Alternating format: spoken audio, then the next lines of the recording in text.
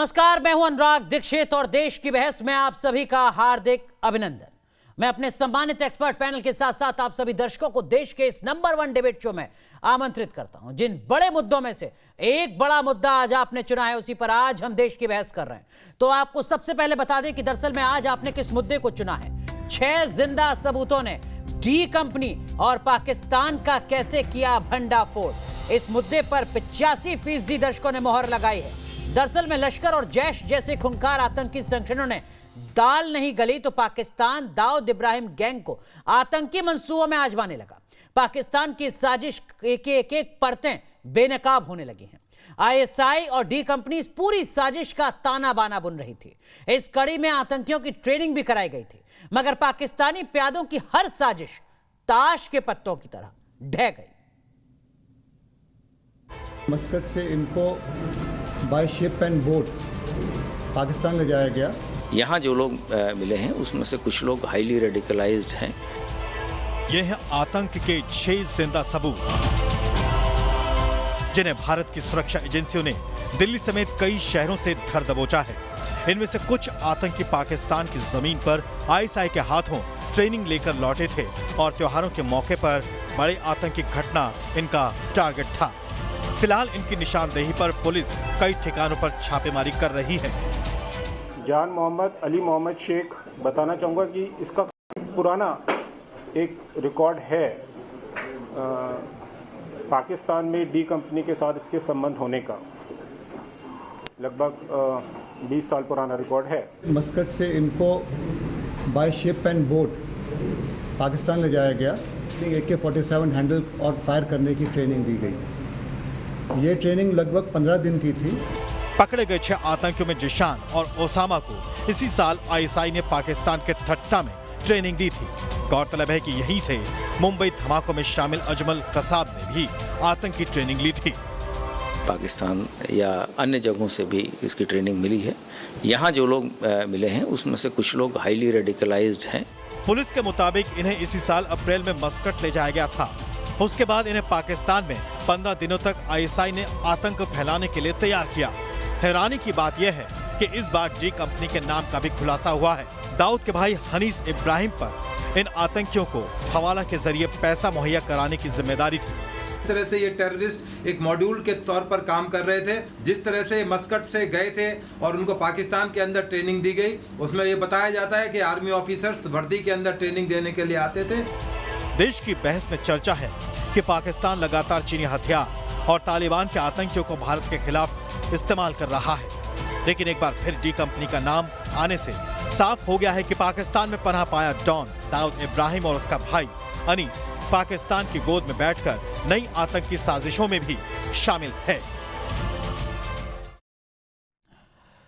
तो देश की बहस में आज का सवाल है, क्या पाकिस्तान दुनिया के लिए सबसे बड़ा खतरा बन गया है?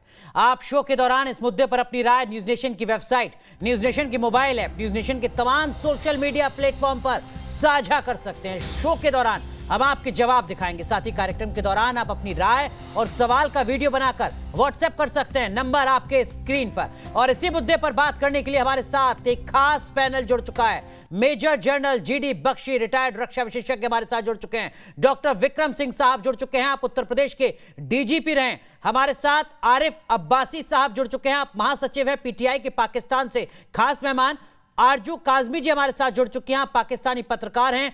फकर यूसुफ जई साहब जुड़ चुके हैं हमारे साथ, आप पाकिस्तानी पत्रकार हैं। लेकिन पहला सवाल GD बख्शी साहब आपसे, और सीधा संदेश पाकिस्तान के लिए, क्या इस खुलासे के बाद, क्या इन गिरफ्तारियों के बाद एक बार फिर यह माना जाए कि पाकिस्तान सिर्फ भारत नहीं बल्कि पूरी दुनिया के लिए एक बड़ा खतरा बन गया है?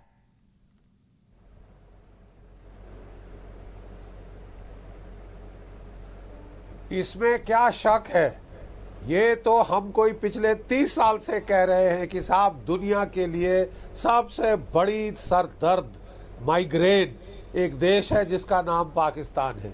ये जो अभी हाल में खुलासे हुए हैं, ये एक बहुत सिनिस्टर प्लॉट के तरफ संकेत दे रहे हैं। और वो ये कि जिस तरह 10 साल पहले पाकिस्तान ने इंडियन मुजाहिदीन खड़ी करी थी और उसने सैकड़ों ब्लास्ट किए थे हमारे शहरों में, जिसमें कोई 15,000 भारतीय शहरी शहीद हुए हैं, ठीक है।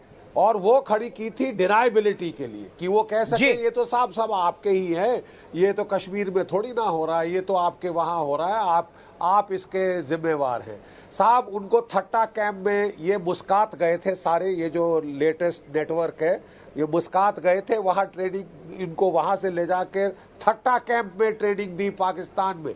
ये बिल्कुल वही जगह है जहां पे अजमल अमीर कसब और उसके 10 गुर्गों को ट्रेनिंग दी थी पाकिस्तान की फौज ने मुंबई का ब्लास्ट, जो मेजर ब्लास्ट थे वो करने के लिए, मुंबई का हमला करने के लिए, ठीक है साहब। वहीं पे ट्रेनिंग दी है, वही ये तमाशा फिर शुरू करना चाहते हैं ताकि पाकिस्तान को डिनाइबिलिटी हो। समझिए डिनाइबिलिटी की क्या उसको जरूरत है, डिनाइबिलिटी की जरूरत है क्योंकि वो जानता है कि मोदी सरकार, आप जरा करके देखो कुछ ऐसा, आपके ऊपर उड़ी स्ट्राइक जैसा होगा, उससे ज्यादा आपकी ख्वाहिश है तो आपका बालाकोट होगा, ज्यादा ख्वाहिश है तो और ज्यादा गहरी चोट हिंदुस्तान की फौज, हिंदुस्तान की सशस्त्र सेनाएं आपके इलाके में करेंगी।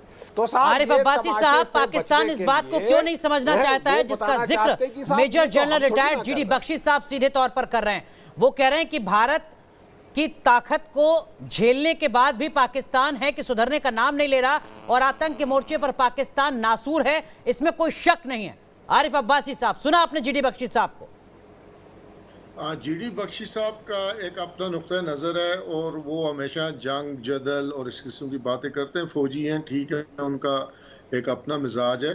पाकिस्तान के पास ना तो इतना टाइम है, ना पाकिस्तानी इतने, हमारी मुसल्लह अफ़वाज या हमारे इदारे इतने फारग हैं कि वो इस किस्म की आपके अंदर जो है, ये जो आपके वो इलाके हैं जहाँ कशीदगी है या लोग आज़ादी की जंग लड़ रहे हैं, उनके लिए मतलब कि हमारे अपने काफ़ी काम है कि हम दूसरों के लिए काम करें। उसके बाद कश्मीर का जो मसला है, इसको आपको पता है कि इसकी गहराई क्या है। और उसके बाद ये जो आज का ड्रामा हुआ है जो आप बता रहे हैं, 6 लोग पकड़े गए, असल में कुछ दिन पहले एक सबूत पाकिस्तान के हाथ लगाया है जो अक़वाम मुत्तहिदा में हम लेके जा रहे हैं चंद दिनों में, कि इज्तिमाई कब्रें बड़े पैमाने पर कश्मीर में मिली हैं। उसके सबूत मिले हैं कि लोगों को, बच्चों को, औरतों को, बुजुर्गों को शहीद करके और इज्तिमाई कब्रों में दफना दिया गया। वो खबर कल से मीडिया पे है। जैसे ही वो खबर कल से मीडिया पे आई है तो इंडिया ने उस खबर से तवज्जो हटाने के लिए आज का ड्रामा किया है।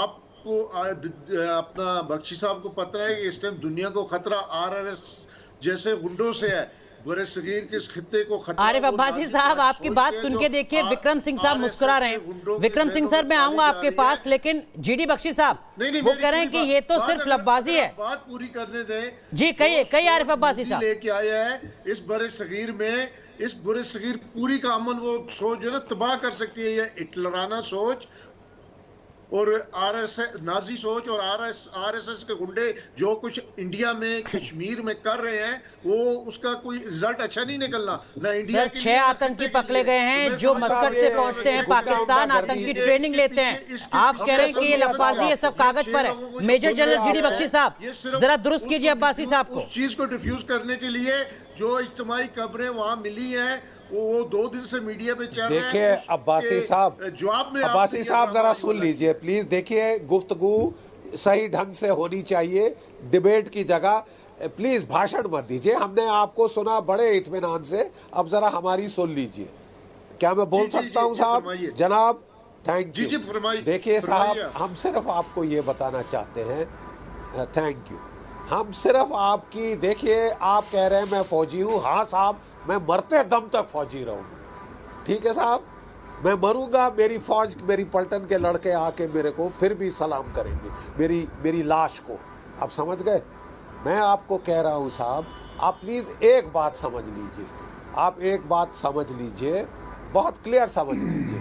भारत बिल्कुल और आतंकवाद सहने के मूड में नहीं है, चाहे आप जम्मू कश्मीर में करें, चाहे भारत के किसी और हिस्से में करें।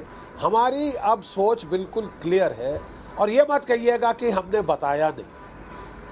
आप हमारे यहाँ गफलत करें, पलटवार आपके इलाके में होगा। आप हमारे लोग मारें, आपके लोग पहले फौजी और फिर दूसरे मरेंगे, ठीक है साहब? बात बिल्कुल क्लियर होनी चाहिए, हमारे बर्दाश्त की हद है। 30 साल हमने बर्दाश्त ये सहा है साहब, ये तमाशा 30 साल ये तमाशा सहा है। 80,000 भारतीय नागरिक शहीद हो चुके हैं साहब।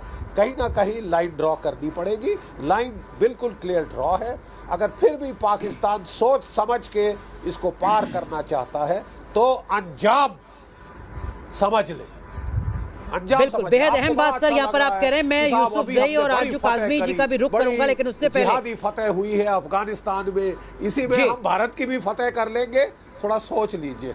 ठीक है, अफगानिस्तान से कंपेयर ना करे पाकिस्तान, ये भूल होगी अगर भारत की कर रहा है कंपैरिजन। ये major general retired GD Bakshi साहब का सीधा संदेश है। अब्बासी साहब आपके लिए, यूसुफजई आरजू काज़मी में आपका रुख करूंगा, लेकिन उससे पहले विक्रम सिंह सर, 26/11 जैसी आतंकी साजिश को दोहराने की कोशिश कर रहा था पाकिस्तान, जिसका खुलासा हुआ है। यानी पाकिस्तान है कि सुधरने का नाम नहीं लेता और यहां पर डिनायल मोड में, वो मान भी नहीं रहा इस बात को। अनुराग जी, ये कोई नई बात नहीं है। 26/11 के पहले डेविड कोलमैन हेडली आए थे, उन्होंने रिक्वेस्ट किया और मुंबई के तमाम जगहों को देखा, और सिर्फ मुंबई पे ही 26/11 नहीं हुआ। आप याद करें, उत्तर प्रदेश में रामपुर सीआरपीएफ कैंप पे हमला हुआ, तब हालात दूसरे थे, अब हालात दूसरे हैं। अब टेक्नोलॉजिकली और ह्यूमन इंटेलिजेंस को लेकर के हमने बिल्कुल एक जो ताना बाना और रक्षा कवच तैयार किया है, वो इनविंसिबल है। अब्बासी साहब की इत्तला के लिए अर्ज है, आपको अल्लाह मियां ने इतने ऊंचे ओहदे पे नवाजा है, कुछ तो इस पे गौर कर लें कि क्या उसामा बिन लादेन को हमने पाला था? क्या हक्कानी नेटवर्क हमने तैयार किया था? जो जिहादी फैक्ट्री, जो दारुल उलूम हक्कानिया तैयार की है, जिसको इमदाद सरकार देती है पाकिस्तान की, उसको क्या हिंदुस्तान ने तैयार किया था? देखिए, हमारे आपके हक पे ये नहीं कि हम लोग लड़ाई जंग और इस तरीके की बातें करें, दोनों को जरूरत है तरक्की की, अमन पसंद की। मैं कल अनुराग जी एक शायर को सुन रहा था पाकिस्तान के, कि ये वो पाकिस्तान नहीं है जिसको कायदे आजम और लियाकत अली साहब ने बनाया था। चूहे के गोश्त के समोसे और गधे और कुत्तों के गोश्त के कबाब, इसलिए पाकिस्तान नहीं बना था। पाकिस्तान बना था इसलिए कि आवाम की खिदमत के लिए। बहरहाल, ये तो अब आपकी अब्बासी साहब की जिम्मेदारी, उनकी पार्टी की जिम्मेदारी है, वो तशरीफ फरमा है, आवाम ने उनको मौका दिया है खिदमत का, बाकी तो आगे देखिए। लेकिन इस जंग में कुछ नहीं रखा है, और जैसा जनरल जीडी बख्शी साहब ने फरमाया है, मैं आधा फौजी हूं, पूरा फौजी नहीं हूं, लेकिन मैं उसके बदौलिए एक आसान और मुफीद मशवरा सबके लिए मैं गुजारिश करूंगा, और वो ये होगा कि किसी को हल्के में न लें।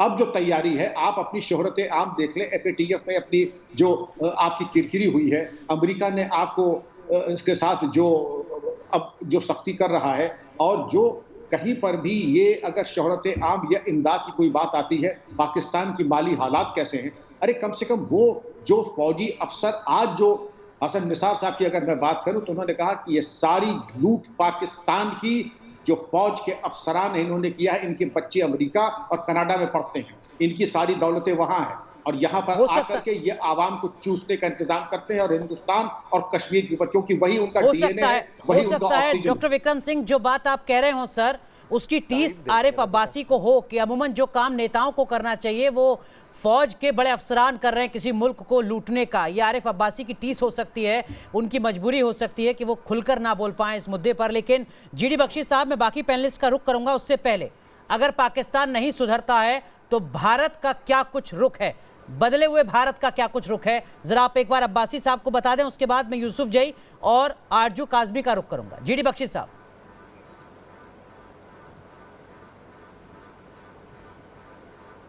देखिए साहब, जब हमने उड़ी के बाद सर्जिकल स्ट्राइक की थी तो 3-4 महीने पाकिस्तान चुप रहा था। उसके बाद जब इन्होंने पुलवामा किया तो फिर हमने एयर स्ट्राइक करी 80 किलोमीटर अंदर जाके बालाकोट में। ठीक है साहब, 22 महीने पाकिस्तान चुप रहा, शामिल जब 370 हटाया गया, उसके बाद इनके चीनी दोस्त आए हैं, इनके तुर्की दोस्त आए हैं, इनको बोला है डर क्यों गए हो, लड़ो ना, लड़ो, पिटोगे आप, तुर्की ना आएगा बीच में, ना आएगा चीन। आपको याद है 1971 में मैंने उस जंग में शरीक था साहब, हिस्सा लिया था, तब भी चीन आपका बड़ा भारी दोस्त था, अमेरिका की 7th फ्लीट आई थी, किसी ने कुछ नहीं किया साहब, और आपके देश के अनफॉर्चुनेटली 2 टुकड़े हो गए। ठीक है साहब, आप बेवजह मुसीबत मत बुलाइए। आप ठीक है। अफगानिस्तान में आपकी फौज के सर 7वें आसमान पे बहुत जल्दी चढ़ते हैं। आप सोच रहे हैं अफगानिस्तान पे फतेह कर ली, भारत पे भी फतेह होगी। अरे साहब, अफगानिस्तान में कोई लड़ाई नहीं हुई, अमेरिका ने चाबी आपको सौंप दी, आप वहां के लोगों को पिटवा रहे हैं, वहां की खवातून के ऊपर कोड़े बरसवा रहे हैं। साहब, आपको बहुत भुगतना पड़ेगा, बहुत भुगतना पड़ेगा। आरिफ अब्बासी साहब, मैं उम्मीद करता हूं major general retired GD Bakshi साहब की इस बात का आप ईमानदारी से जवाब दे सकेंगे। महंगी पड़ेगी साहब, ये आप सुन लें। मैं उम्मीद करता हूं अब्बासी साहब, मैं आऊंगा आपके पास, लेकिन उससे पहले फखर यूसुफजई, आप पाकिस्तान के जर्नलिस्ट हैं, इस तरीके की जो भी इंसिडेंट होती हैं, आतंकी यहाँ पकड़े जा रहे हैं, पाकिस्तान की तरफ से पूरी साजिश है, जो दाऊद का नेटवर्क है वो किस तरीके से काम कर रहा है, सारी चीज़ें सामने आ चुकी हैं, कुछ भी छिपा नहीं है। आपको लगता है कि वाकई पाकिस्तान को सबक लेने की ज़रूरत है? और जो बात यहाँ जीडी बख्शी साहब कह रहे हैं कि देखिए, अफगानिस्तान के हालात और भारत की ताकत में फ़र्क करना होगा पाकिस्तान को, हर किसी को एक नज़र से ना देखने की भूल करें।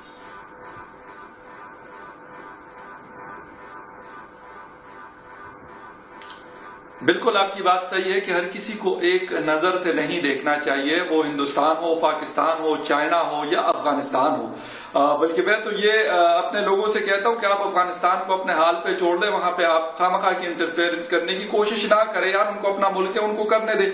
बाकी बात रही, आप जो बात करें कि आज जो लोग पकड़े गए हैं आपके दाऊद इब्राहिम ग्रुप से या फिर आईएसआई का आप नाम ले रहे, तो ये दावे इस तरीके से हमारे यहाँ आईएसआई, हमारी जो बाकी इंटेलिजेंस एजेंसीज है वो हमें यही बताती है। वहां पे भी इस किस्म के वाकयात जो आप हैं, आपका मीडिया है, हम यहाँ पे जर्नलिज्म करते हैं, आप वहां पे करते हैं हिंदुस्तान में, तो वहां पे भी इस तरह के दावे किए जाते हैं। मैं तो कहता हूं कि एक चीज अगर एक दूसरे का मतलब कुछ करना है तो दोनों एक दूसरे को कह दें, आईएसआई भी और रॉ भी, कि भाई आप आमने सामने आ जाओ तो बात कर लेते हैं, बजाय इसके कि मतलब चुप चुप के वार करना। अगर ये कोई जो लोग पकड़े गए और खुदा न खास्ता अगर ये कोई मतलब मसला करते वहां पे, कहीं ब्लास्ट करते या जो भी करते, तो टेरर है, किसी आम लोगों को मारते। मेरे ख्याल में किसी को भी दुनिया में, इस दुनिया में किसी को भी इजाजत नहीं है कि किसी भी दूसरे मुल्क में जाकर वहां के मासूम शहरियों को मारने की कोशिश करे या वहां पे टेरर फैलाए। अगर पाकिस्तान करता है वो भी नॉट एक्सेप्टेबल है, हिंदुस्तान करता है वो भी नॉट एक्सेप्टेबल है, अफगानिस्तान करता है वो भी नॉट एक्सेप्टेबल है। मेरे ख्याल में हम ये कम से कम ये 5 ममालिक तो हम बैठ सकते हैं, ऐसी बात नहीं है कि हम इसके ऊपर बात नहीं कर सकते। अगर आपस में जो बात नहीं करता तो फिर यूनाइटेड नेशन का एक फोरम हमारे पास मौजूद है, हमें वहां जाना चाहिए। और अगर जो नहीं बैठता और जो अपनी बजाय इसके कि अपने कौम की हालत को बेहतर करे, वो इसी चक्कर में लगा हुआ है कि यार मैं दूसरे के आंगन में झांकूंगा और वहां पे कोई गड़बड़ फैलाऊंगा तो शायद उससे मेरी हालत अच्छी हो जाएगी। मेरे ख्याल में इससे किसी की हालत अच्छी नहीं हो सकती। साहब यहाँ पे बैठे हुए हैं, एमपी हैं पाकिस्तान तहरीक इंसाफ के। इकोनॉमी इस वक्त हमारी जिसे कहते शदीद प्रेशर में है। सबसे बड़ा मसला मेरे ख्याल हमारा वो है, हमें उसके ऊपर फोकस करना चाहिए कि लोगों के पास छत नहीं है, खाना नहीं है, बजाय इसके कि हम बंदे भिजवाएं कि यार हम अफगानिस्तान में ये कोई मतलब मारका असर कर लेंगे और हिंदुस्तान के अंदर ये कर लेंगे। मेरे ख्याल में ये चीजें पुरानी हो गई, इससे कुछ नहीं होना, बल्कि मुल्क के ऊपर अगर फोकस करके इकोनॉमी बेहतर की जाए तो मेरे ख्याल में सारे मसाइल और खुद ब खुद हल हो सकते हैं। फखर यूसुफजई, आप पाकिस्तान के चुनिंदा सेंसिबल जर्नलिस्ट में से एक नजर आए जिन्होंने बड़ी बेबाकी से, ईमानदारी से वो बात कही जिस पर पूरी दुनिया के जर्नलिस्ट को अपनी बात ईमानदारी से कहनी चाहिए। विक्रम सिंह साहब, लेकिन क्या मजबूरी है कि पाकिस्तान के हुक्मरान इस बात को नहीं समझना चाह रहे जिस बात को पाकिस्तान के पत्रकार फखर यूसुफजई बेबाकी से कह रहे हैं? अनुराग जी, मैं अपनी बात अधूरी छूट गई थी। मैं ये कहना चाहूंगा कि क्या मजबूरी है कि मुंबई के हेड कांस्टेबल के बेटे दाऊद इब्राहिम को एक बिल्कुल रॉयल्टी की तरीके से कराची में रखा गया है। उसके पूरे गिरोह को आईएसआई उसको जो है कठपुतली की तरह नचा रहा है, बजरिए उसके कि आज दाऊद इब्राहिम गैंग जो है फुट सोल्जर बन गया आईएसआई का। आईएसआई ने अफगानिस्तान में जो ओपीएम ट्रेड है उसमें सरपरस्ती की अफगानिस्तान की। ये सारा खेल अगर आप देखें, आप लोग तो बहुत, जनरल जीडी बख्शी साहब को शायद याद हो, आईएसआई का कोई वजूद नहीं था 40 साल पहले, लेकिन ये सोहबत का बड़ा असर पड़ा है कि सीआईए के साथ मिलकर वो उसने हिकमत अमली सीख ली है कि अफीम का ट्रेड हो, नाजायज हथियार के बनाने की उसकी तस्करी हो, फेक करेंसी हो, दूसरे चाहे डॉलर हो चाहे इंडियन रुपीज हो, उसके बारे में आपको मालूम हो कि अब्दुल करीम तेलगी ने आईएसआई के इशारे के ऊपर नासिक से प्रिंटिंग मशीन खरीदी और आईएसआई ने जर्मनी से वो स्याही खरीदी जिससे कि हमारी सिक्योरिटी फोर्स में आती थी और नोट छापना शुरू किया। नेपाल में हबीब बैंक ऑफ पाकिस्तान और राष्ट्रीय बैंक ने मिल करके हिमालयन बैंक खड़ा किया जिससे कि इंडियन करेंसी फेक यहाँ आती रहे।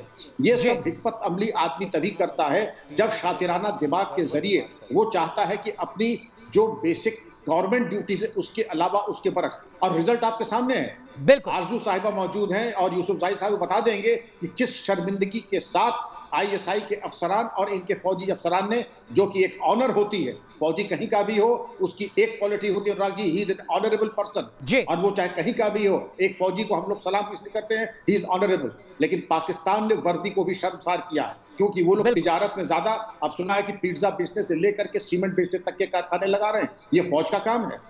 आईएसआई ने पाला है। आरजू काज़मी एक बार फिर मुस्कुरा रही हैं। आरजू माफ कीजिए, मैं आपके पास नहीं आ पाया, मैं आपका रुख करता हूं। उससे पहले एक ऑडियंस हमारे साथ जुड़े हैं ललितपुर से, सुनील वैद। सुनील, कहिए अपनी बात।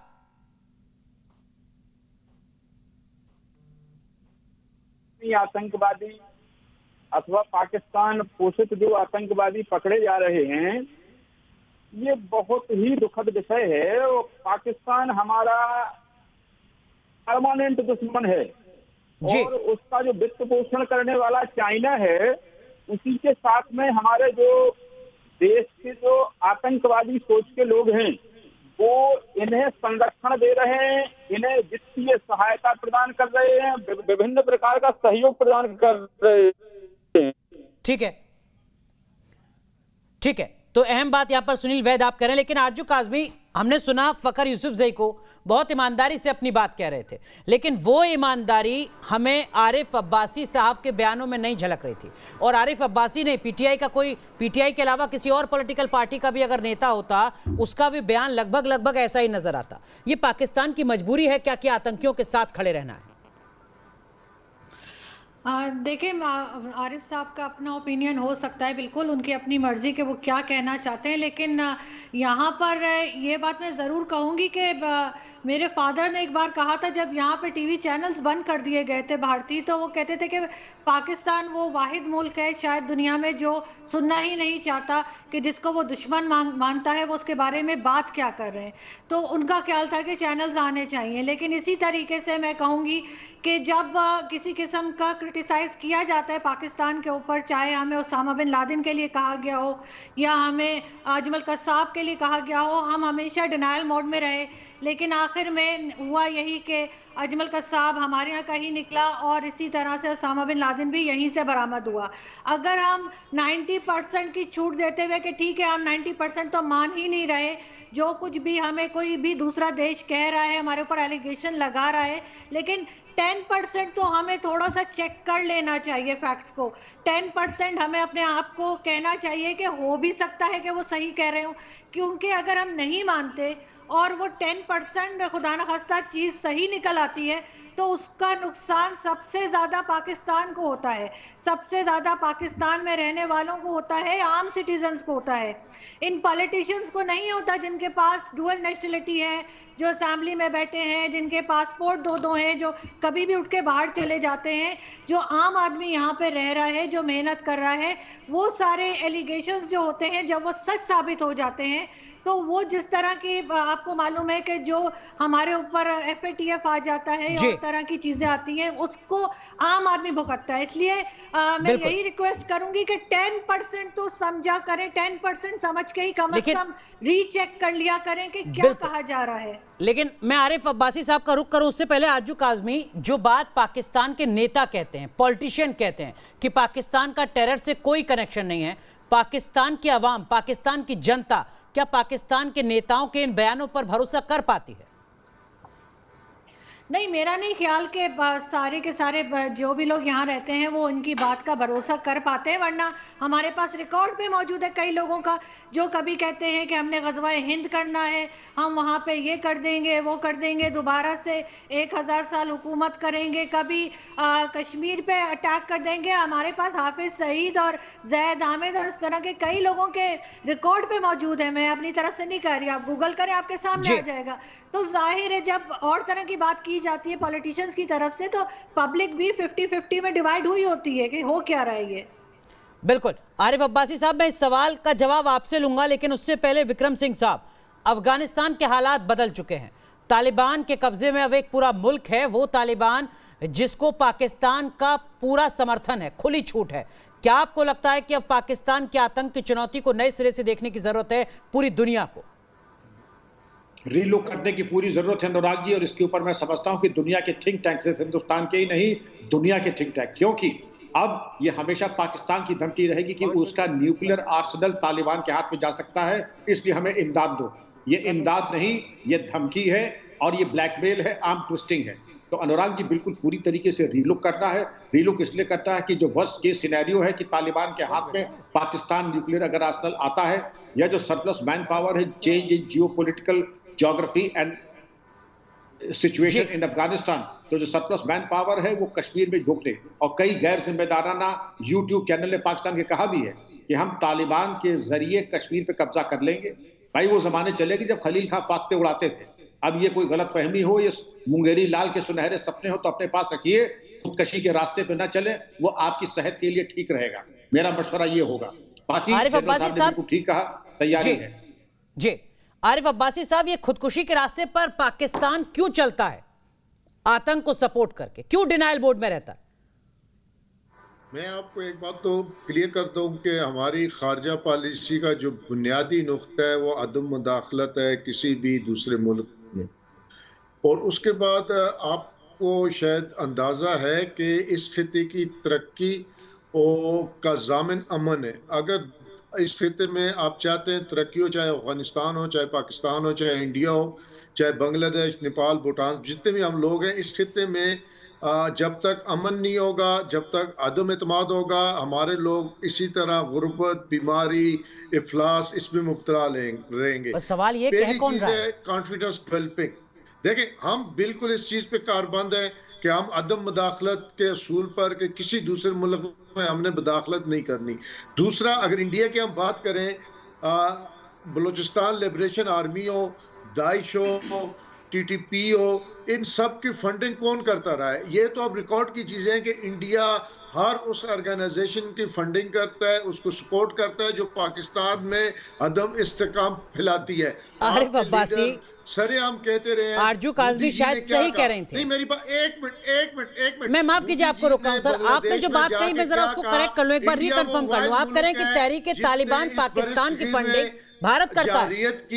आरिफ अब्बासी साहब में अपनी सरहदों की तोसी की और किसी मुल्क ने आज तक ये कोशिश नहीं की इंडिया को अपनी पॉलिसियों पे, अपने मुल्क के हालात पे ही रहम कर ले। जितनी गुर्बत, बीमारी, इफलास, भूख इंडिया में है, 40 करोड़ लोग रोडों पे रहते हैं। फिर आप लोग बात करते हैं कि दुश्मनी की, हम दुश्मनी नहीं चाहते, लेकिन अगर हमें जंग लड़नी पड़ी तो फिर यह है कि फिर देरी हमसे दूर नहीं है। जिस तरह बख्शी साहब धमकियां दे रहे थे, लेकिन हमारी प्रायोरिटी अमन है, क्योंकि हम समझते अमन ही इस खित्ते के लोगों की गुर्बत दूर कर सकती है। दरअसल में आरिफ अब्बासी साहब, दिक्कत क्या है, बीमारी खत्म कर शायद आप समझ नहीं पा रहे हैं या उसको कहना नहीं चाह रहे हैं। दिक्कत यह है कि ना तो आप जंग लड़ने की स्थिति में हैं और आपके मुंह से अमन की बात सुनना सबसे बड़ी मजाक नजर आती है। जिस मुद्दे पर आपको खुलकर बेबाकी से बात कहनी चाहिए, उस बात को आप नहीं कह सकते क्योंकि आपकी साख पर संकट है।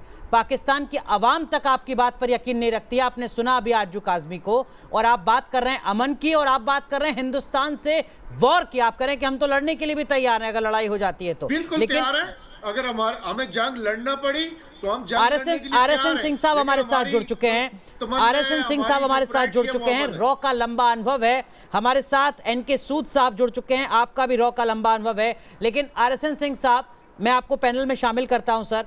ये जो आरिफ अब्बासी साहब कह रहे हैं कि हम पूरी तरीके से तैयार हैं युद्ध के लिए, टेररिज्म को डिनायल मोड में कह रहे हैं, वो कह रहे हैं कि देखिए साहब अमन होना चाहिए, शांति होनी चाहिए, हम तो डेवलपमेंट और पीस की बात करते हैं। क्या जवाब होगा RSN सिंह साहब जैसे अधिकारी का? नहीं, सुसाइड बॉम्बर के ज़रिए तो जंग नहीं जीती जाती है, दहशतगर्दी के ज़रिए तो जंग नहीं लड़ी जाती है।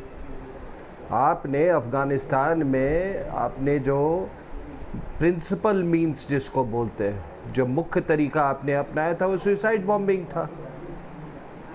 वो ठीक है, वो एक तरह के प्रॉक्सी वॉर में वो कामयाब होता है, लेकिन अगर आप बेहद ही आप लोग बुजदिल कायर लोग हैं जो कि अपने फ़ौज को नहीं लड़वाते, उनसे लड़वाते, और फ़ौज को लड़वाते भी। अभी तालिबान, आपको बता दूं, पंजशीर में इनके 7 ऑफिसर, 12 JCO, 75 अदर रैंक्स मारे गए हैं। आपको कभी कोई खबर आई है? और ये बिल्कुल बख्शी साहब इसको पुख्ता करेंगे इस चीज़ को। दूसरा, आपने कहा कि आखिर ये ऐसा रवैया क्यों? तो रवैया इसलिए है क्योंकि इतिहास का रास्ता तो बंद है और भविष्य का रास्ता इनका बिल्कुल तंग है। अब इतिहास में जाएं तो कहाँ जाएं? कहाँ, मतलब ये 1400 साल के इतिहास में ये कहाँ फिट बैठते हैं, ये बताइए आप। 1400 years of the history of Islam, where do they fit in? ये बताइए लोग। तो भविष्य का रास्ता बंद है और फ्यूचर का रास्ता ये तंग है, ये कैलिफेट बनाना जो कि होना नहीं है। जब आप ऐसे ग्रैंडॉइज, ऐसे उम्मीदें लेके चलते हो तो वो तो तबाही का ही रास्ता है ना। बिल्कुल, तबाही के रास्ते पर पाकिस्तान चल रहा है और अफसोस की बात ये आरएसएन सिंह साहब की सुधरने को तैयार नहीं, सुधरने को तैयार। मैं वही कह रहा हूं कि ये सुधरेंगे कैसे? आप बताओ ये सुधरेंगे कैसे? नहीं, अब्बासी साहब आपके साथ बैठे हुए हैं, पाकिस्तान के नेता हैं, आप सलाह दीजिए उनको, कुछ शायद माने आपकी बात, आप बड़े भाई हैं उनके। नहीं, मैं इनको यही सलाह देता हूं कि अगर अमन चैन चाहते हो और वो कयामत नहीं देखना चाहते हो, कयामत दुनिया की नहीं होने वाली है। That Quranic concept is bullshit. वो कयामत दुनिया की नहीं होने वाली है। आप अपनी कयामत अगर बचाना चाहते हो तो पहले तो ये बिनौरी मॉस्क और ये हकानिया सेमिनरी और सैमुल हक सेमिनरी को बंद करो, जहाँ पे बच्चों को ये सिखाया जाता है कि तुमको शहादत होगी और 72 हूरें मिलेंगी। क्या मैं गलत बोल रहा हूँ जी? क्या मैं गलत बोल रहा हूँ कि ये नहीं बताया जाता उनको? आखिर आज सबसे बड़ी एम्प्लॉयबिलिटी यूथ की क्या है पाकिस्तान में? तो ये मैंने एक बड़ा छोटा एक ही सल्यूशन है इसका कि ये जो मदरसे में जो ये जहर घोल रहे हो, ये ठीक है, आज तालिबान है, वो तालिबान भी ऐसा कि वो मुल्ला बरादर को कह रहा मारा गया और मुल्ला बरादर मारा गया और कोई कहने को तो एक ऑडियो ऐसे बिल्कुल बेहद अहम बात यहाँ पर आप सिंह साहब कह रहे हैं। नंबर 2 को कह रहे हैं मारा गया और वो ऑडियो रिलीज कर रहे हैं। आरिफ अब्बासी साहब, जो आपको सलाह दी है आरएसएन सिंह साहब ने, इस पर आप रिएक्शन दीजिएगा, लेकिन उससे पहले इनके सूद साहब, ये जो 6 आतंकी पकड़े गए हैं सर देश के अलग अलग हिस्सों में, इनका दाऊद से कनेक्शन निकल कर आ रहा है, इनका डी कनेक्शन निकल कर आ रहा है। इस तरीके के मामले शायद पहले कभी संज्ञान में आए हो कि दाऊद इब्राहिम का जो पूरा नेटवर्क है वो इस तरीके के टेरर ब्लास्ट में साजिशों को अंजाम दे रहा हो। क्या ये सब कुछ सामान्य है या एक बड़ी साजिश की ओर इशारा करता है, पाकिस्तान के एक बड़े नेटवर्क की ओर इशारा करता है, एक बड़े शिफ्ट की ओर इशारा करता है? यहाँ जैश और लश्कर नहीं बल्कि दाऊद इब्राहिम है। देखिए, पहले दाऊद इब्राहिम का इंडिया में 1993 में ब्लास्ट हुए थे। उसके बाद से दाऊद इब्राहिम का जब उस पर एक्शन होने शुरू लोगों पे, नेचुरली उस टाइम पे हमारी गवर्नमेंट डिफरेंट थी। उसके बाद दाऊद इब्राहिम का जो नाम था वो दूसरे इश्यूज में आने लग गया। लेकिन अभी पाकिस्तान को बहुत एनकरेजमेंट मिली है। पाकिस्तान को ऐसा लगता है कि उनके पास पता नहीं कोई खजाना लग गया तालिबान के आने से, पाकिस्तान एनकरेज हो गया है। अदरवाइज पाकिस्तान छुपा हुआ था, चाह रहे थे, पीस की बात कर रहे थे इनके। इवन जनवरी 2021 को पाकिस्तान और इंडिया के बीच में एक एग्रीमेंट जो पुराना था उसको इंप्लीमेंट किया गया कि बॉर्डर पे कोई डिस्टर्बेंस नहीं होगी, और वो जो एग्रीमेंट था वो यूएई के फॉरेन मिनिस्टर उस टाइम प्रेजेंट थे, उस पे हुआ। लेकिन पाकिस्तान को एक आदत है, ये तो पता था कि पाकिस्तान बाहर नहीं आएगा, पाकिस्तान को आदत है, यानी कि दहशतगर्दी की आदत है, और उसने वही काम किया जिसकी एक्सपेक्टेशन थी। और पाकिस्तान ने तब किया जब उसको तालिबान के सपोर्ट मिली, और पाकिस्तान को लगता है अब तो कश्मीर हाथ में लग जाएगा। लेकिन मैं आपको सिंपल बता दूं, 71 का वार के अंदर 93,000 पाकिस्तानी सोल्जर्स जो है वो इंडिया के कब्जे में थे। इंडिया ने इनको शराफत से छोड़ दिया, छोड़ना भी था, हमारी कोई एक इंडिविजुअल से कोई दुश्मनी नहीं है। लेकिन इस टाइम पे इंडिया की पूरी तैयारी है। आप जब पाकिस्तान ने उरी अटैक किया तो हमने उसके बाद पाकिस्तान के अंदर सर्जिकल स्ट्राइक की। जब पुलवामा हुआ तो बालाकोट किया। लेकिन अब तीसरी बार पाकिस्तान ने जिस तरीके का ये हरकत की है, अब बालाकोट के लिए पुलवामा नहीं होगा, अब बालाकोट के टाइप की 10 टाइप की स्ट्राइक्स होंगी। इंडिया की वो पोजीशन नहीं है जो इंडिया की 2019 में थी। ठीक है यूसुफ भाई, आप मुस्कुरा रहे हैं इनके सूद साहब की बात पर, लेकिन क्या ये सॉल्यूशन है? क्या ये 2 मुल्कों का सॉल्यूशन हो सकता है जिसकी पहल पाकिस्तान की तरफ से की जा रही है? जी कहिए सूद साहब, कहिए। एक मैं छोटी बात कह दूं कि बेसिकली क्या है कि इंडिया ने रिसेंटली अपनी पूरी तैयारी की है। जब 2019 में 5 अगस्त 2019 को इंडिया ने आर्टिकल 370 हटाया, उस टाइम इंडिया ने कह दिया कि पीओके गिलगित बाल्टिस्तान हमारा है, हम उसको लेके रहेंगे। और अब पाकिस्तान जो है वो हमको प्लेटर पे देने को तैयार है कि पाकिस्तान ने जिस तरीके से दहशतगर्दी फैलाने की बात की है, हमारी फौजें बॉर्डर पे तैयार है। 37 हमने वहां पे पाकिस्तान के खिलाफ जो एरिया है वहां पे हेलीपैड बनाए हैं, 4 हमारे वहां पे एयरपोर्ट्स बने हैं, हमारी फौजें तैयार हैं। पाकिस्तान में इतनी हिम्मत नहीं है कि पाकिस्तान उस एरिया को बचा सके। तो पाकिस्तान का अगर वार होगा, पाकिस्तान का थोड़ा सा भी, पाकिस्तान का या पीओके गिलगित बाल्टिस्तान उसके साथ जाएगा। पाकिस्तान को वर्ल्ड में कोई सपोर्ट नहीं करेगा। चाइना की भी हिम्मत नहीं कि पाकिस्तान को सपोर्ट करे। फकर यूसुफजई, अब तक देखिए जैश ए मोहम्मद का जिक्र होता था, लश्कर तैयबा का जिक्र होता था, कसाब को हमने देखा पाकिस्तान से उसका कनेक्शन, अब दाऊद इब्राहिम का कनेक्शन सामने आया है जो इससे पहले अमूमन एक लंबे वक्त तक सामने नहीं आया था। क्या आपको लगता है कि पाकिस्तान दरअसल में ये सोचता है कि हम नए नए चेहरों को, नए नए प्यादों को अगर भारत के खिलाफ भड़काएंगे, बरगलाएंगे तो शायद स्थितियां सामान्य रहेंगी, उसके फेवर में रहेंगी, या पाकिस्तान हकीकत को जानने के लिए तैयार ही नहीं है, ईमानदार नहीं है, जो उसके मन में आ रहा है वो कर दे रहा है, उसके नतीजे क्या होंगे बिना ये सोचे?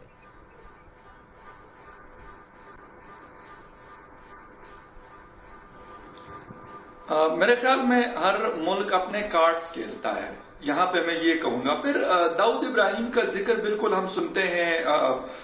विक्रम साहब ने कहा कि मतलब वो कराची में रहते हैं और बहुत सारी चीजें वो मतलब बात कर रहे हैं, लेकिन मुझे ये वाली बात कि उसका नेटवर्क क्या इतना मजबूत है कि हिंदुस्तान के अंदर, क्योंकि हिंदुस्तान के अंदर कोई इस तरह की कार्रवाई करना आसान नहीं है, पाकिस्तान के अंदर आसान है। उसकी वजूहत मैं आपको बताता हूं कि हमारे बॉर्डर जो है 1700 किलोमीटर बॉर्डर हमारा अफगानिस्तान के साथ है, फिर ईरान के साथ है, तो ये चीजें पॉसिबल है।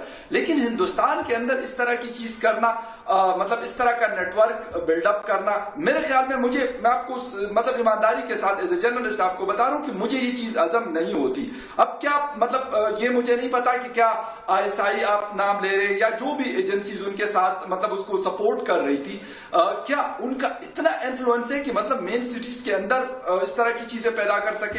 सर सॉफ्ट टारगेट को निशाना बनाना सबसे आसान होता है यूसुफजई, सॉफ्ट टारगेट को निशाना बनाना सबसे आसान होता है, फिर चाहे वो किसी भी मुल्क की बात हो, पाकिस्तान हो या फिर हिंदुस्तान। RSN सिंह साहब कुछ करेक्ट करना चाह रहे हैं आपको? सिंह साहब नहीं वो आसान, उसके लिए बंदे आपको देखें, मेन पावर आपको इतना आसानी से सर नहीं मिलता। पाकिस्तान के अंदर इस तरह का मेन पावर आपको आसानी से मिल जाता है। और एक पंशीर की बात की एक साहब ने, RSN सिंह साहब ने गालिबन की, मैं खुद 10 दिन अभी अफगानिस्तान रह के आया हूं, मैंने तकरीबन वहां के 7-8 बड़े जो इलाके इंक्लूडिंग पंशीर मैंने उसको कवर किया। और मैं ये नहीं कहता कि मैं सिर्फ पाकिस्तानी हूं तो मैं उसकी बात करूंगा कि यार इतने लोग उनके मारे गए। मैंने इंक्लूडिंग तालिबान, वहां की पब्लिक और जो अगेंस्ट तालिबान है उन ग्रुप से मैंने बात की, तो उन्होंने मुझे कहा कि यार अगर मतलब पूरा अफगानिस्तान उन्होंने ले लिया तालिबान ने, तो एक पंशीर, एक छोटा सा इलाका, एक डिस्ट्रिक्ट, मेरे ख्याल में आपका जो एक शहर है, हम विषयांतर हो जाएंगे, अब डिटेल कर देंगे इस टॉपिक को, लेकिन हर कोई जानता है कि पाकिस्तान में एयर स्ट्राइक, पंशीर में एयर स्ट्राइक कौन कर रहा था? पंशीर में एयरफोर्स कहां से आई, किसने पंशीर पर हमला किया, कैसे हवाई हमले हुए, क्या वो तालिबानी लड़ाके थे जिनके पास लड़ाकू हेलीकॉप्टर थे, ये हर कोई जानता है। ठीक है, हम डिटेल हो जाएंगे, हम बात यहां पर दाऊद के कनेक्शन की कर रहे हैं, उसी पर फोकस करते हैं। RSN सिंह साहब कुछ कहना चाह रहे थे। सिंह साहब नहीं, मैं इन्होंने Pakistan Iran border, Pakistan Afghanistan border का बात किया। क्या बोलते हैं ये पाक अफगानिस्तान बॉर्डर को? Door and line. क्या तालिबान उसको मान्यता देता है डूर एंड लाइन को? जो आप बॉर्डर फेंसिंग कर रहे हैं वहाँ पे डूर एंड लाइन में काफ़ी कुछ कर लिया है आपने, क्या वहाँ के जो पश्तून हैं अफ़गानिस्तान को, क्या उसको मान्यता दे रहे हैं वो? और साहब एक बात याद रख लो, बोलना ये RSN सिंह ने कहा था कि जिस दिन डूर एंड लाइन ख़त्म हो जाएगी पाकिस्तान टूट जाएगा, आप ये जान लो। और अफ़गानिस्तान में किसी की मजाल नहीं है, चाहे वो तालिबान हो या तालिबान के अंदर हकानी ग्रुप हो या वो और कोई ग्रुप हो, किसी की मजाल नहीं है कि वो डूर एंड लाइन को रिकग्निशन दे दे, ये याद रखना आप। दूसरी बात, ये जो 33 लोगों की जो इंटरम मिनिस्ट्री बनी है वहाँ पे, उसमें 24 वो लोग हैं जो आपके डसे हुए हैं, आपके डसे हुए हैं। ये कंधार के लोग रहने वाले हैं। इनमें 5 गुंटानामो बे में इन्होंने सजा काटी, जिनको आपने सौंपा था, जिनको आपने तो ये मत समझिएगा ये थोड़े दिन खुश हो लो, थोड़े दिन खुश हो लो, मुझे मालूम है क्या होने वाला है। आरजू काज़मी का मैं रुख करूंगा। अरशद सिंह साहब, जो फैक्ट आपने रखा है यहाँ पर, उसको आरजू काज़मी किस तरीके से एनालाइज करती हैं? विष्णु मिश्रा कानपुर से हमारे साथ, एक ऑडियंस हमारे साथ जुड़ रहे हैं। जी विष्णु जी, कहिए अपनी बात। आतंकवादी देश है और ये आतंकवाद के माध्यम से अपने पड़ोसियों को हमेशा परेशान करता रहा है और इंडिया उसमें उसके टारगेट पर मेन रहता है। लेकिन ये भूल ना करें, ये इंडिया जो है ये अफगानिस्तान नहीं है जी, ये इंडिया है और ये मुंह तोड़ जवाब देना जानता है। जिस दिन ऐसी जरूरत पाकिस्तान करेगा उस दिन देश के नक्शे से मिट जाएगा, विश्व के नक्शे से पाकिस्तान का नामो निशान मिट जाएगा।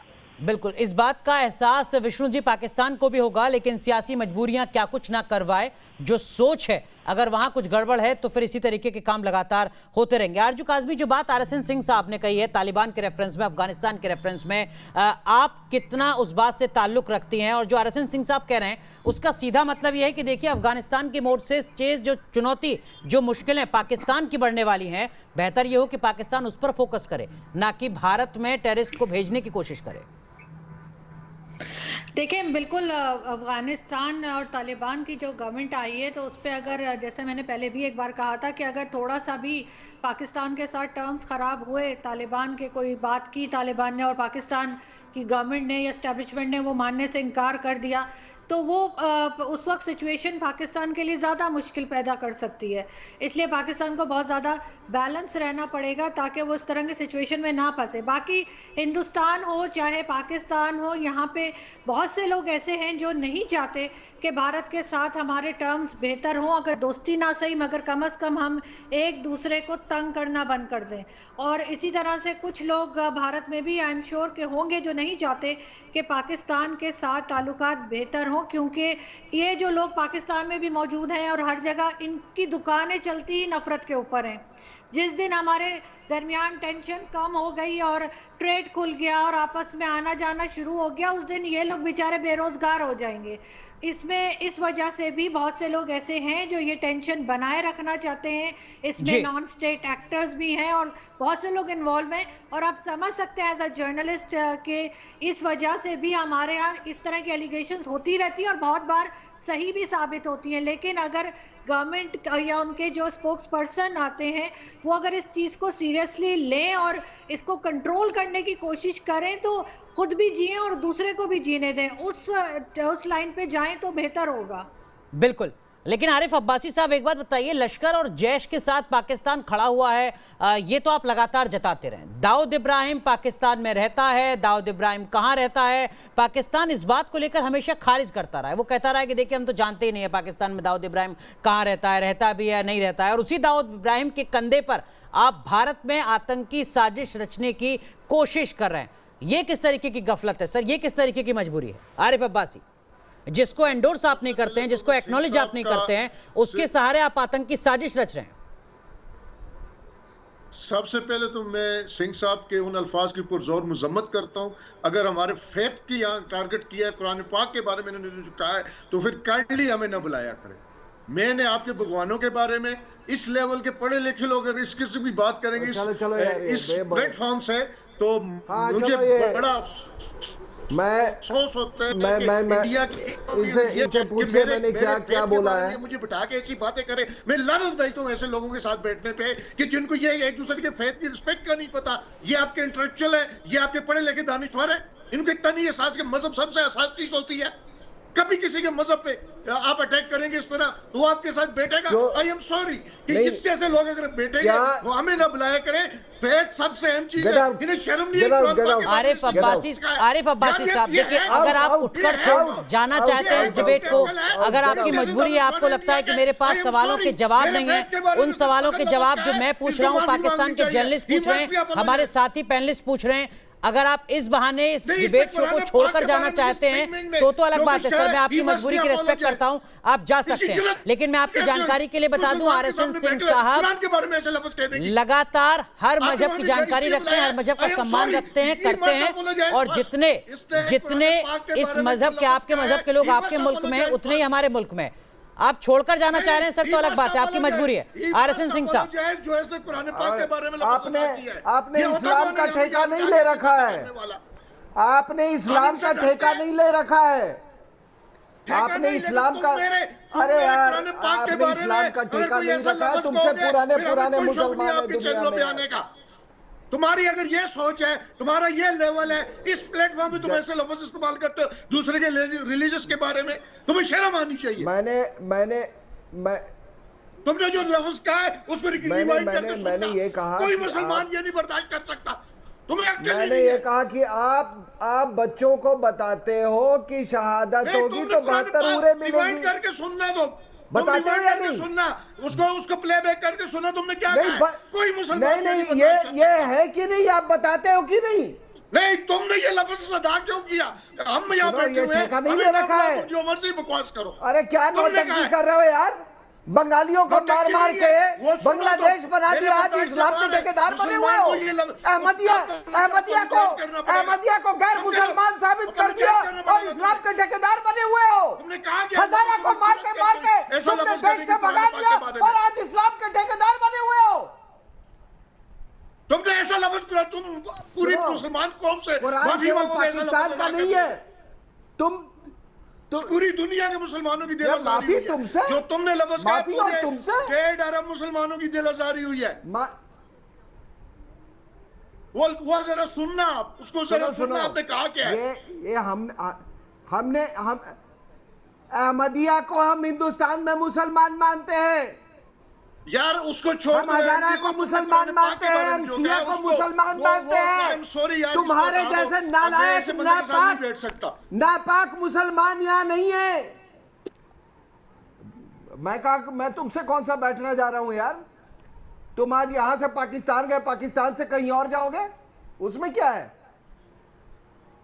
इंडिया से पाकिस्तान निकला, पाकिस्तान के 2 टुकड़े हुए, अब तीसरा टुकड़ा होगा। कुरान और इस्लाम के ठेकेदार मत बनो। तुमसे पुराने इस्लामिक कंट्रीज हैं दुनिया में और उन्होंने अपनी संस्कृति नहीं भूली है। ईरान ने अपनी पर्शियन सभ्यता अभी तक कायम है वहां पे। आरिफ अब्बासी साहब शो छोड़कर जा चुके हैं। उनकी यकीनन कुछ मजबूरियां रही होंगी जिसके चलते उन्होंने शो में बैठना अब जरूरी नहीं समझा, क्योंकि सवाल लगातार सीधे और तीखे उनसे पूछे जा रहे थे। एक छोटा सा ब्रेक यहां पर ले रहे हैं, तुरंत हाजिर होते हैं।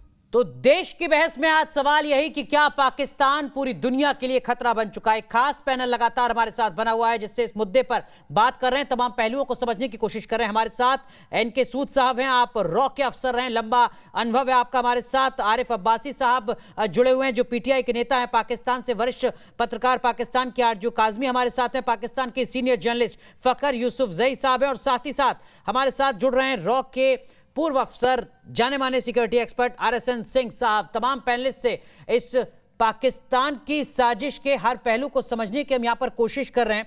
लेकिन आरएसएन सिंह साहब, चूंकि आपने दाऊद इब्राहिम के पूरे नेटवर्क को बहुत लंबे वक्त तक कवर किया है, करीब से देखा है सर, इस पूरी साजिश में दाऊद के कनेक्शन के इस एंगल को किस तरीके से आप आंकते हैं? कितना बड़ा खतरा?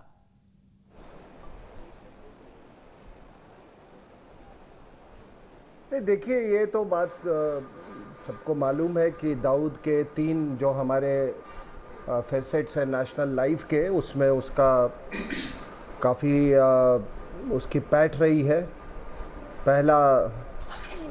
पहला जो अंडरवर्ल्ड है, दूसरा क्रिकेट, तीसरा बॉलीवुड और 4 और चौथा पॉलिटिक्स। वो इसलिए क्योंकि वो पहले यहीं से ऑपरेट करता था और उसके बाद आप सबको मालूम है हिस्ट्री, कैसे कराची गया, फिर इन लोगों ने कैसे, तो वो नेटवर्क तो इसका है। देखिए, बिना प्रॉक्सीज़ के तो प्रॉक्सी वॉर होते नहीं हैं। और इसमें प्रॉक्सीज़ वो केवल ये जो आपके ये सेल्स हैं, स्लीपर सेल्स, वही नहीं होते हैं। कई लोग हैं जो कि आप देते हैं, उसमें बड़े बड़े लोग शामिल हैं जो कि अंग्रेजी की आड़ में, जो कि कोई शायरी की आड़ में, कोई एक्टिंग की आड़ में, हर तरह के लोग प्रॉक्सीज या बहुत सारे हैं। और ये तमाम जो आप बयान दिखाते रहते कि आज उसने बयान दिया, आज उसने वो बयान कोई इंसिडेंटल तो होता नहीं, वो तो सोचा समझा बयान होता है। और आपने देखा होगा कि जब से तालिबान का वहाँ पर स्थापित हुआ है, अभी कितना निर्णायक रूप से स्थापित हुआ है वो तो समय बताएगा, लेकिन हम देख रहे हैं कि पूरी जो ग्लोबल जिहाद की जो इन्वायरमेंट में उसमें एक उछाल जरूर आया है। तो उसी का ये नतीजा है। आपको ये चलेगा अभी, ठीक है, ये कुछ समय तक ये चलेगा क्योंकि तालिबान भारत अब पे अफगानिस्तान पर काबिज हो चुका है। जी कहिए आरएसएन साहब कुछ कह रहे हैं आप? नहीं, इसलिए जस्ट 20 सेकेंड्स। देखिए, अमेरिकन्स ने तो तालिबान के साथ इन्होंने वो कर लिया है कि भैया हमारे सॉइल पे नहीं करोगे, और ये जानते हैं कि अगर इन्होंने यूज़ किया उस सॉइल पे, अगर कुछ गड़बड़ किया तो अब इस बार ये नशा-भूत हो जाएंगे जी। ठीक है। दूसरी बात, ये चाइना को कुछ कर नहीं सकते। ये भाई साहब जो यहाँ से उठ के चले गए पाकिस्तान के, इनको कुरान और इसकी इतनी ये है। आपको मालूम है कि चाइना में उन्होंने अरबिक में कुरान को पढ़ाना बंद कर दिया। उन्होंने कहा चाइनीज़ में पढ़ाओगे, ये एक शब्द नहीं बोलेगा, ये एक शब्द नहीं बोलेंगे उस पे, और तो उन पे होगा खतरा। केवल 2 देशों को अभी है, वो है ईरान और हिंदुस्तान। ठीक है, तो इसीलिए मैं कह रहा हूँ ये चलेगा। लेकिन बहुत सारे अगर आप पूरा जियो पॉलिटिक्स के लिए भी है, तालिबान को भी अंडर एस्टिमेट करने की भूल कर रहा है पाकिस्तान शायद। शिवांगी वो तो है ही। एक दर्शक जी, शिवांगी कहिए अपनी बात। सर, जैसे यूं तो भारत कई चुनौतियों से अभी लड़कर उभरते हुए आगे बढ़ रहा है, किंतु कोरोना की जो अभी 2 बड़ी लहरों के बाद भारत के सामने एक और बड़ी जैसे चुनौती आई है, तालिबान का अफगानिस्तान पे कब्जा करना। ठीक है, उसके बाद सबसे बड़ी चुनौती है कि चीन, तालिबान और पाकिस्तान जो तीनों के तीनों भारत को पूर्ण रूप से आतंकवाद के माध्यम से और अन्य व्यापारों से, अन्य अवैध कार्यों से, अन्य अवैध चीजों से गिराने और भारत की अर्थव्यवस्था को गिराने का कार्य कर रहे हैं। उसका महत्वपूर्ण बिंदु एक निकल कर यही सामने आता है, जैसे कि जो डी कंपनी उभरकर जैसे सामने आई है टेरर मॉड्यूल के रूप में। और हमें समझना होगा कि चीन, तालिबान और पाकिस्तान, ये तीनों भारत से अभी तक अलग अलग रूप में भारत के खिलाफ कार्य कर रहे हैं। यदि डी कंपनी इनके साथ जैसे काम कर रही है, और हमें समझ भी आ रहा है कि ठीक है, आप करें कि जो ये पूरा नेटवर्क है, इस नेटवर्क को समझना होगा, इस नेटवर्क से कैसे लड़ा जाए, इस नेटवर्क को कैसे तोड़ा जाए, इस मोर्चे पर काम करना होगा। बहुत बहुत शुक्रिया शिवांगी, बेहद अहम बात आप यहाँ पर कह रही हैं। लेकिन मेरा सवाल फकर यूसुफजई आपसे, क्या आप इस बात को मानते हैं कि टेररिज्म के मोर्चे पर पाकिस्तान के सामने एक बड़ा सवाल है? सवाल क्रेडिबिलिटी पर है, साख पर सवाल है, भरोसे का संकट है, ट्रस्ट डेफिसिट है पूरी दुनिया में।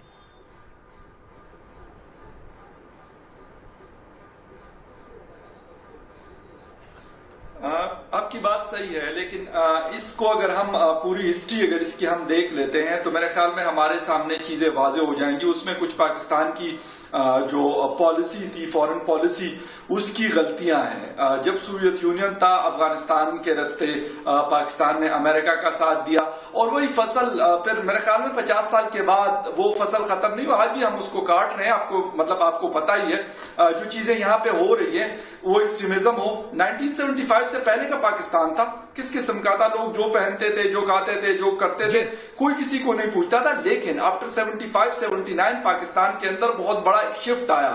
जनरल ज़िया के दौर से लेके फिर उसकी बची कुछ कसर जो है वो जनरल मुशर्रफ साहब ने पूरी कर ली, जो एज ए डिक्टेटर 9 साल उन्होंने हमारे ऊपर हुकूमत की। तो ये जो जितनी सारी पॉलिसीज है, ये अपनी कुर्सी को बचाने के लिए इनको किसी की भी कुर्बानी देनी पड़े, तो मेरे ख्याल में ये देते हैं। वो पाकिस्तानी नेशन ने, एज ए लेमैन मैं कहता हूं, एज ए जर्नलिस्ट मैं कहता हूं कि वो पाकिस्तानी कौम ने वो कुर्बानियां उनसे दिलवाई गई, दी नहीं, दिलवाई गई, क्योंकि उनको अपनी कुर्सी बचानी थी। उनको अपना जो कुर्सी थी, उसको अपनी हुकूमत थी, उसको प्रोलॉन्ग करना था। वो जनरल ज़िया इस्लाम का नाम इस्तेमाल करता रहा। 11 साल लोगों को कहते जी मैं इस्लामी निजाम लेके आऊंगा, और मैं 90 डेज के लिए आया। उसके बाद 11 साल तक बैठा, जब तक जिंदा था तो बैठा रहा, अगर वो मरता ना तो शायद वो बैठा रहता। जनरल वो सद्दाम हुसैन वगैरह और उसकी तरह। उसके बाद मुशर्रफ आया, उसने एक और नारा लगाया पाकिस्तानी कौम के सामने, असल मसला यह कि अगर हमारे यहाँ डेमोक्रेसी मजबूत हो जाए तो शायद इस तरह की चीजें खत्म हो जाएंगी। आप अब्बासी साहब से पूछ लें, लेकिन आपको नहीं पता कि अब्बासी साहब की क्या मजबूरियां हैं एज ए पॉलिटिशियन। इनको सर देखिए, इनको इजाजत नहीं है, इनको जो कंट्रोल किया जाता है अफसोस के साथ वो हमारे पार्लियामेंट इस्लामाबाद से नहीं बल्कि रावलपिंडी से। जब आपका कंट्रोल वहां पे ना हो, इलेक्टेड नुमाइंदे हैं ये, मैं इनकी बड़ी कदर करता हूं, बड़ा इज्जत करता हूं मैं इनकी, लेकिन इन बेचारों की अपनी मजबूरियां। 342 यहाँ पे इस्लामाबाद के पार्लियामेंट में बैठे हुए, फिर हर प्रोविंशियल असेंबली में लोग बैठे हुए, लेकिन क्या करें वो जब उनको कहा जाता है कि आपने ये वाला काम करना है, वो कहते हैं यस सर।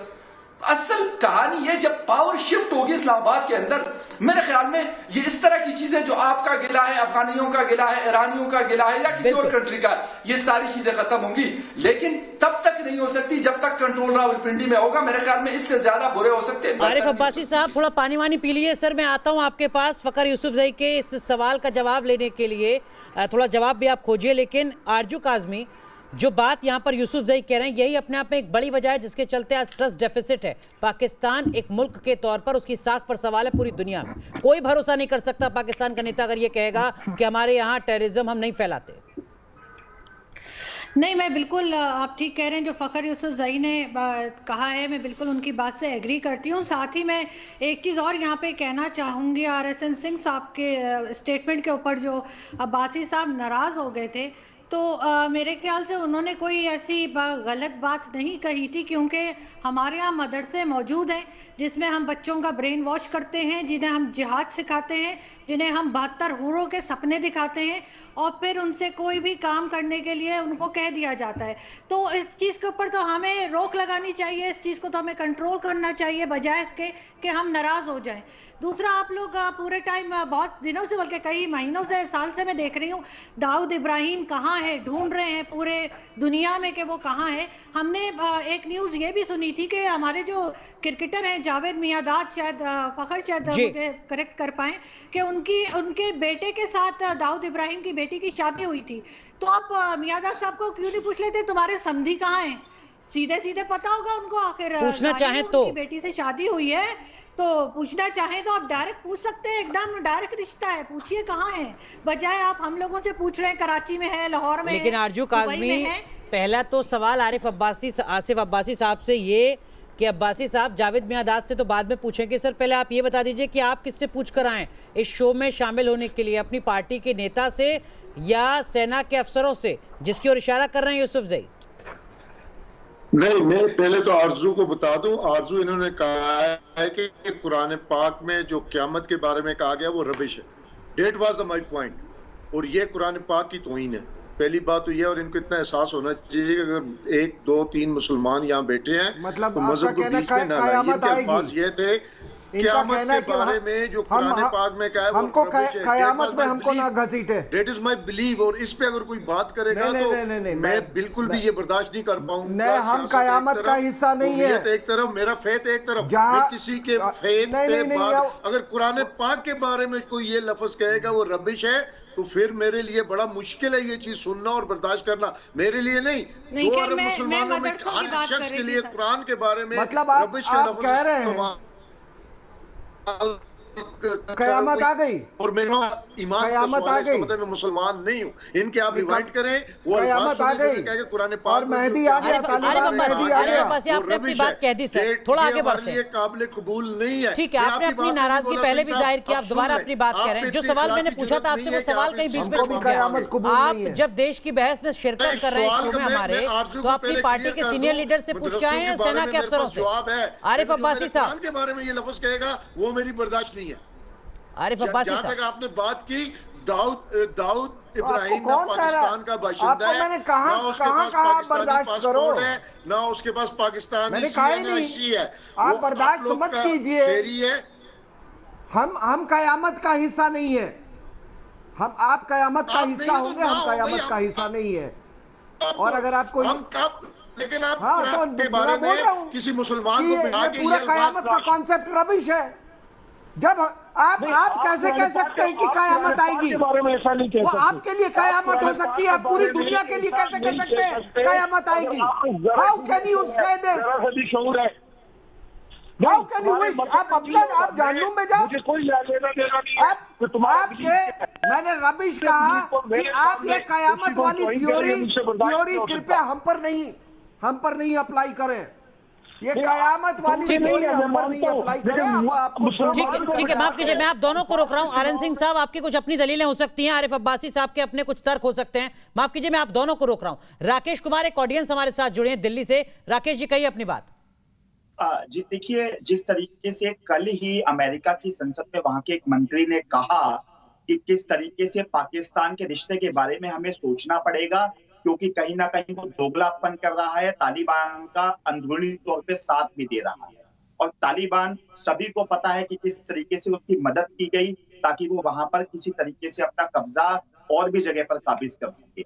और जो पाकिस्तान और जो तालिबान है, उसका जो डी कंपनी के साथ जो कॉन्ट्रैक्ट निकल कर आया है, तो डी कंपनी के जो छोटा सा एक प्यादा है उनका, और वो खुद पाकिस्तान के अंदर ही है। कई बार हमारी एजेंसीज ने उनको सूचना भी दी कि क्या क्या उनके सबूत हैं, लेकिन आज तक उसने अंतरराष्ट्रीय पटल पर हमेशा खामोशी साध के रखी है। तो ये स्पष्ट है कि ठीक है। अहम बात राकेश जी आप यहां पर कह रहे हैं, वो चिंता जिससे हर भारतीय ताल्लुक रखता है। एनके सूद सर, यहां पर दाऊद इब्राहिम के कनेक्शन का जिक्र हो रहा है। सर, आप किस तरीके से देखते हैं इस चुनौती को? साथ ही साथ मैं ये भी समझना चाहूंगा आपसे, जिसका जिक्र पाकिस्तान के जर्नलिस्ट यूसुफ जई ने कहा कि देखिए, पाकिस्तान के हुक्मरानों की मजबूरी है, वहां डेमोक्रेसी नहीं, वहां पर सेना का रूल है, और इसके चलते टेररिज्म का मुद्दा लगातार पाकिस्तान उठाता रहेगा। देखिए, एक्चुअली क्या है कि पहली बात तो जहां तक दाऊद इब्राहिम की बात करें, और जैसे लोग बात कर रहे हैं, रॉ के पास पूरी इंफॉर्मेशन है कि दाऊद इब्राहिम कहाँ है। रॉ अगर चाहे तो उसको आज पकड़ के निकाल सकती है वहां से। और जहां तक रॉ की बात करते हैं, रॉ ने पाकिस्तान को इसके सबूत दिए हैं, उसकी लोकेशन के सबूत, मतलब जावेद मियादाद से पूछने की जरूरत नहीं है। लेकिन इंडिया का अभी तक एक रवैया है कि देखिए, जब जावेद मियादाद की जब लड़के की जब शादी हुई थी दाऊद के साथ, तो वो हुई थी आपके दुबई में। उस टाइम पे एक उस पर अटेम्प्ट करने की कोशिश की गई थी। उनको पता था कि दाऊद आएगा वहाँ पे, और लेकिन उस टाइम पे गवर्नमेंट हमारी दूसरे टाइप की थी, यानी कि जब वहाँ पे आपके जो हमारे एनएसए हैं, उन्होंने प्लान की थी कि दाऊद को एलिमिनेट कराने की, लेकिन उस टाइम पे यहाँ पे उनको रोक दिया गया और वो एक काम नहीं कर पाए। उस टाइम पे हमारी एक पॉलिसी डिफरेंट थी, लेकिन आज की हमारी पॉलिसी है, अगर हो सकता है कि इंडियन गवर्नमेंट इस चीज़ पे, अगर दाऊद के बारे में जैसे उसकी इन्वॉल्वमेंट हुई है, तो इंडियन गवर्नमेंट अब वेट नहीं करेगी कि दाऊद को लोकेट किया जाए। इंडियन गवर्नमेंट उस पर सीधा एक्शन करेगी। जैसे मैंने पहले भी कहा कि जो हमारा मेन एक्शन है, हम इस टाइम पे पुलवामा की वेट नहीं करेंगे, हम करेंगे इस टाइम पे बालाकोट। और जहां मैं लेकिन मुझे बड़ा अच्छा लगता है, जैसे कुछ पाकिस्तान के जो जर्नलिस्ट हैं ये थोड़ी सी पॉजिटिव बात करते हैं। जहां तक दाऊद के अंदर के इन्वॉल्वमेंट की बात है, ये कोई बहुत बड़ा थ्रेट नहीं है दाऊद से। दाऊद नहीं तो दूसरा आ जाएगा, लेकिन दाऊद के जो 1993 के बम ब्लास्ट हुआ था, उसके अंदर पॉलिटिशियन से और कुछ पुलिस के लोगों से उसके लिंक थे, लेकिन उसके सब कुछ बाहर भी आ गया था। एनएल वोरा कमेटी की रिपोर्ट आई थी 1995 में, लेकिन उसको दबा दिया गया। रिपोर्ट सामने आई, लेकिन किसके नाम है वो गवर्नमेंट के पास है। मैं सोचता हूं गवर्नमेंट की ठीक है, लेकिन आप कह रहे हैं कि अब स्थितियां बदल चुकी हैं। इस बात को सिर्फ दाऊद इब्राहिम को ही नहीं, बल्कि पाकिस्तान के तमाम हुक्मरानों को भी सोचना समझना चाहिए अपने किसी भी आतंकी को भारत भेजने से पहले 100 बार। आज जो सवाल हमने पूछा था, उस सवाल का जवाब आपकी स्क्रीन पर 98% लोगों को लगता है पाकिस्तान दुनिया के लिए सबसे बड़ा खतरा बना हुआ है। बहुत बहुत शुक्रिया आप सभी पैनलिस्ट का देश की बहस में जुड़ने के लिए। यहां रुक रहे हैं छोटे से ब्रेक के लिए, लेकिन आप सब बने रहिए न्यूज़ नेशन के साथ, क्योंकि खबरों का सिलसिला यहां कभी नहीं थमता।